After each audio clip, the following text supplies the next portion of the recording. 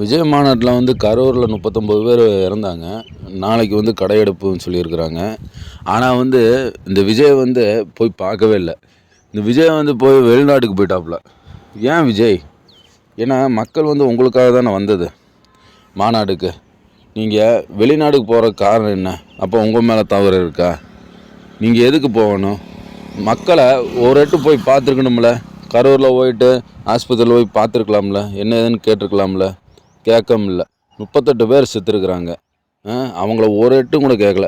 சும்மா தலா 20 லட்ச ரூபா இறந்தவங்களுக்கும் காயப்பட்டவங்களுக்கு 2 லட்ச ரூபான்னு சொன்னால் போதுமா? பணத்தை வீசினா போதுமா? போய் பார்க்கணுமா இல்லையா?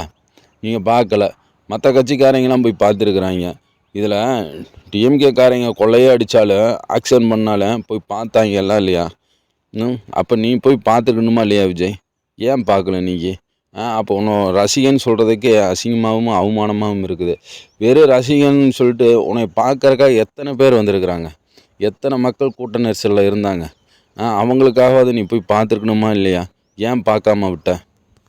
வெளிநாடு எதுக்கியா போகிற? வெளிநாடு எதுக்கு நீ போகிற? உன் மக்கள், உன் ரசிகர்கள், என் தாய் மாமே அப்படி இப்படிங்க மட்டும் பேச தெரியுதுல. போய் ஒரு இடம் போய் பார்க்கறனால உனக்கு என்ன பிரச்சனைன்னு கேட்குறேன். பார்த்துருக்கணுமா இல்லையா?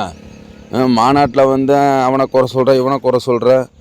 டிஎம்கேக்காரங்க அயோக்கிய பயலுகுது. எல்லா பயலுமே அயோக்கிய பயலுகுது. கட்சி ஆரம்பித்தவங்க எல்லாமே சரியா. ஆனால் நீ வந்து வெளிநாட்டுக்கு எதுக்கு போன?